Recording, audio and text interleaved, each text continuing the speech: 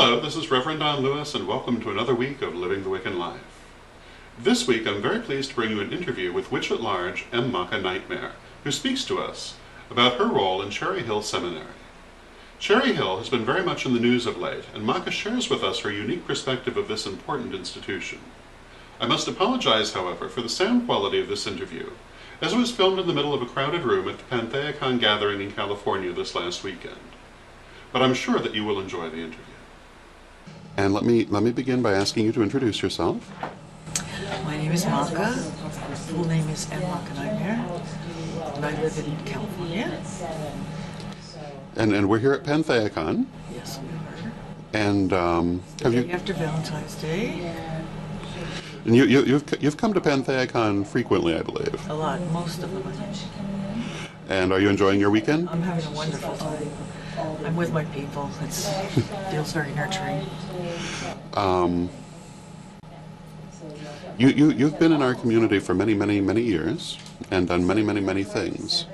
And would you like to talk a little bit about some of the projects that you have these days going on that are important to you?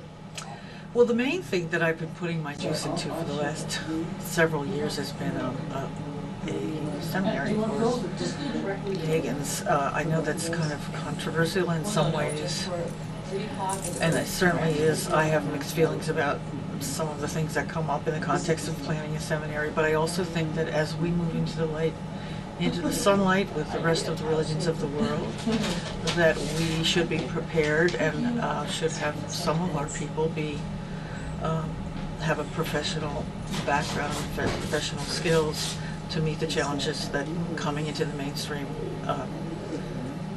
require. I don't think you're any more or less of a witch or a druid or whatever kind of pagan you are if you don't choose something like that. But I think that some of us among us are drawn to more public face, and also will be called upon to do things like pastoral counseling, other professional things that we, when we're trained as priestesses, we don't learn that sort of stuff. We learn certain roles that we perform in ritual, but we don't necessarily learn some of the other things that are customarily performed by religious leaders of various kinds. I'm mindful, very mindful, of not co-opting ourselves, not sacrificing the uniqueness of us. And I think that we can do it without sacrificing the uniqueness. We do always have to be mindful. I tend not to use the word clergy because I think it's so loaded with expectations that are not necessarily suitable for us. I don't want to whitewash us, and I don't want to lose the mystery.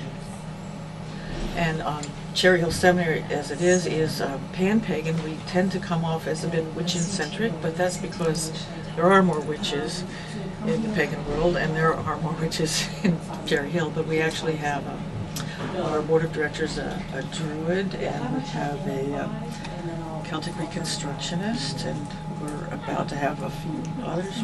We're looking forward to it. We are seeking accreditation through the DETC, which is Distance Education Training Council, I think. DETC.org is what it is. It's been around since 1926, and it accredits various kinds of institutions of higher learning. Not particularly seminaries, but them included. We do everything online, which means that we can get the best of the best in terms of teachers and get it's a wider opportunity for pagans around the country and beyond to take classes. I understand that accreditation has been making progress, or that there have been some developments. There have been some developments since March. Actually, we've done a lot of changes. We now have 5 programs, and at this moment I can't repeat them all.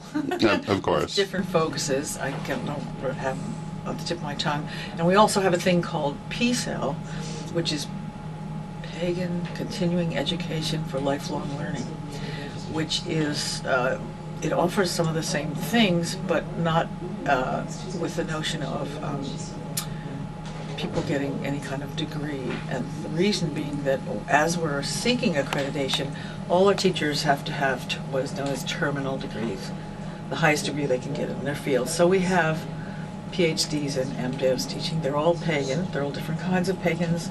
And they all they're getting paid, but they're not getting paid what they would get in the world of academia.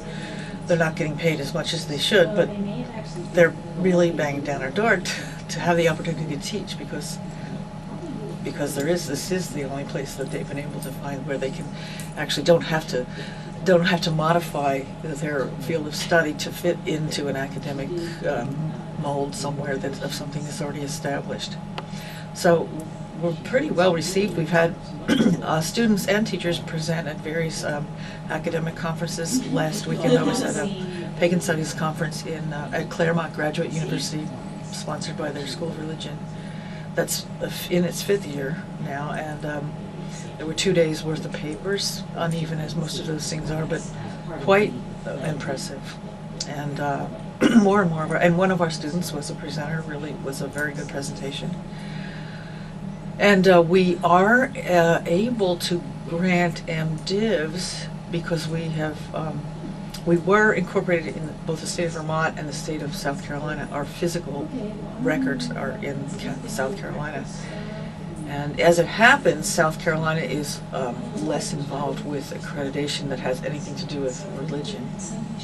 So we're kind of exempted from some of their requirements. Our ultimate goal, however, excuse me, in addition to being accredited by the DETC, is to meet the standards of the ATS, which is, I think, Association of Theological Schools. So we've set ourselves a very high standard. Our students are required to have a BA, but a lot of the people who apply even have PhDs in other fields, which is really awesome. I'm really humbled by the caliber of people, both teachers and students, who are attracted to what we are trying to offer. And so we're trying to really keep a high standard and set, put something out that we can all be proud of. And I'm pretty proud so far of what we've done. That's very remarkable. If people would like to learn more about Cherry Hill, where would you send them? www.cherryhillseminary.org.